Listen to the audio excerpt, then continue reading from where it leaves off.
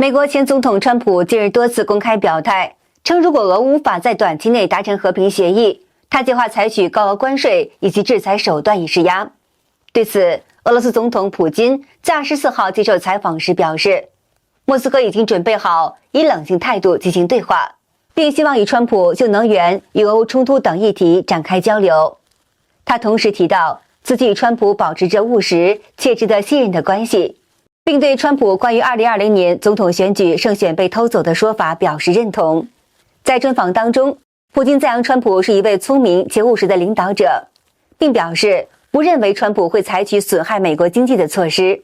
此外，他认为如果川普能在2020年成功连任，乌克兰危机或许根本就不会在2022年发生。针对普京的表态，川普在近日通过社交平台表示，他愿意尽快与普京会面，以推动俄乌停战。他指出，延迟对话只会导致更多士兵丧命，因此自己会立即采取行动，努力促成和平。他还强调，自己并非基于经济或政治考量，而是基于对人命的关切，认为这场战争必须尽早结束。另一方面，乌克兰总统泽伦斯基则对普京的提议持谨慎态度。他警告称，普京试图借助对川普的影响力来推动符合俄方利益的和平谈判。他强调，任何有关俄乌和平的会谈都不应排除乌克兰及欧洲的参与，并呼吁各方防范俄罗斯的操控。国际媒体报道指出，俄罗斯于2022年2月全面入侵乌克兰后，战事持续至今，已造成大量伤亡与破坏。尽管川普团队此前承诺，若其当选将迅速推动俄乌和平协议，但实际解决这场冲突仍需耗费相当长的时间与外交努力。川普重新担任美国总统，不仅让全球政治领导人反应复杂，也使一些普通人心生忐忑。这些人包括仍未放弃润出中国、渴望奔向自由美利坚的一部分中国民众。然而呢，随着川普的回归，他们前往美国的希望之门可能已经关闭。那尽管如此，这些民众试图润出中国的动机并未改变。在当前中国政治与经济前景无明显改善情况之下，他们并未停止寻找出路。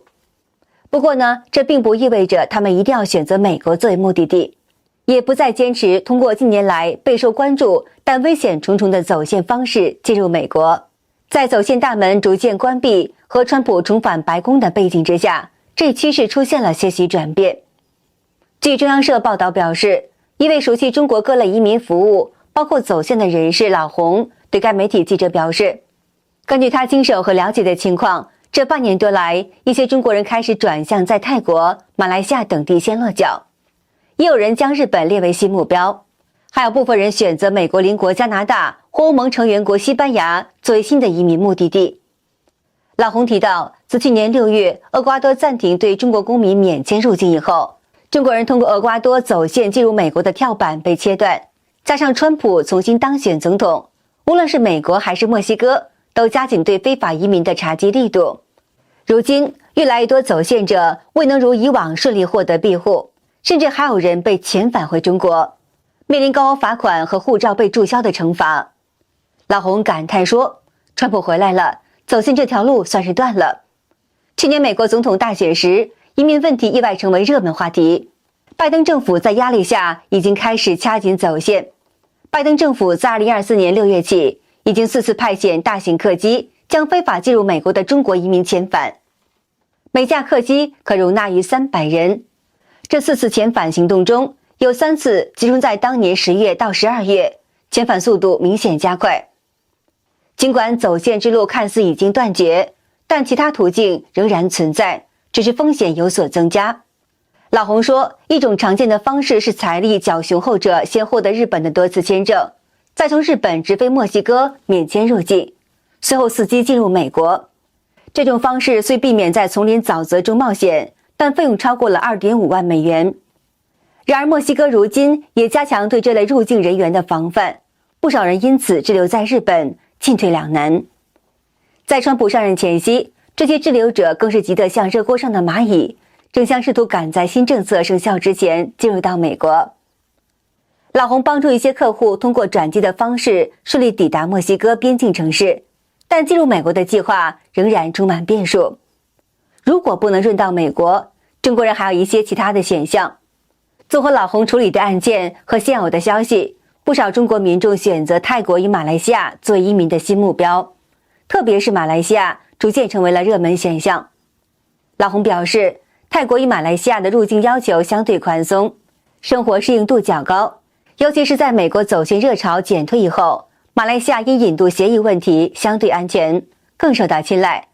此前，一些涉及政治案件的中国人润到泰国以后，因中泰签有引渡协议，差点被遣返回中国，而马来西亚对这类案件风险较小，因此更受欢迎。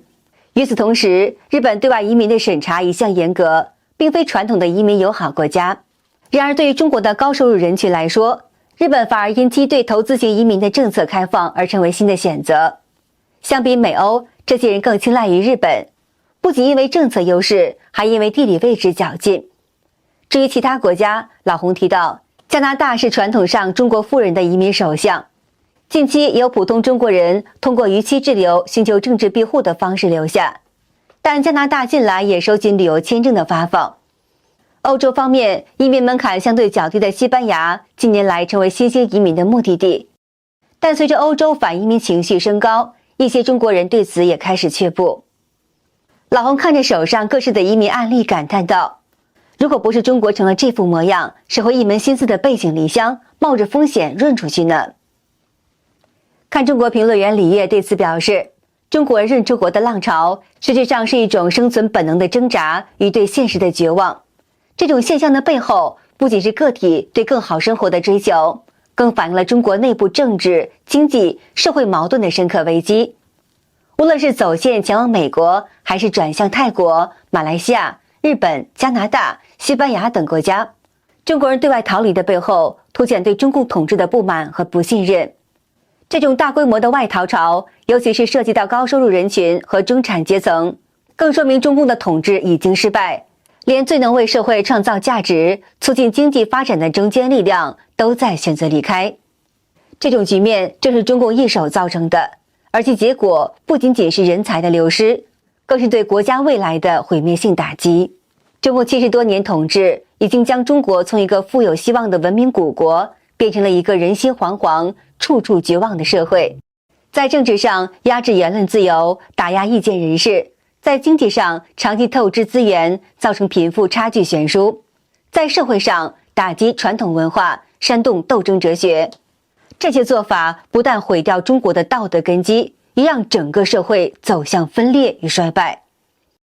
今年以来，中国经济问题日益严重，外资流失，工厂停工，失业率攀升，这些都让越来越多中国人意识到，中共的体制无法为他们的未来提供保障。人们选择润是用脚投票，是对中共统治彻底绝望的直接体现。无论是通过合法移民、投资移民，还是非法走线，这些都反映出一件事：能走的都在走，甚至不惜一切代价。尤其值得注意的是，高收入人群的外逃将对中国未来的经济发展产生毁灭性影响。中共靠压榨这些中产阶层的财富来支撑国家机器的运转，而如今连这些人都在逃离中国，说明中共统治已经陷入了严重的信任危机。正如评论中所提到的，日本投资型移民的政策吸引大批中国富人，而普通移民者则更倾向于选择东南亚国家。这种分流趋势进一步加速了中共统治下社会经济结构的崩塌。那么更加讽刺的是，中共还在通过宣传机器对外输出强国梦和共同富裕的谎言，却掩盖不了国内百姓对未来的恐慌和逃离潮的真相。从年轻人躺平到高收入人群润出国，再到普通民众为生活疲于奔命，这一切无不昭示着中共统治行将就木的现实。其实走线、润出国，这些只是中国人在极端条件下的被迫选择。一个正常的国家，国民应当是安居乐业，创造幸福生活，而不是冒着生命危险跨越丛林、沼泽，逃离家乡。然而在中共暴政之下，中国人被剥夺了尊严、自由和安全感，不得不走上背井离乡的道路。总而言之，中国人如今大规模润出国，反映中共70多年统治彻底失败。这个政权靠谎言与暴力起家，如今却自食其果。无论是经济上内忧外患，还是国际社会对其日益孤立的态度，都标志着中共体制的寿命已经走向终点。中国的未来不在中共，而在于人民的觉醒与抗争。等到中共垮台那一天，中国人才能真正迎来自由与希望。好的，以上是今天的全部内容，感谢您的关注，我们下期见。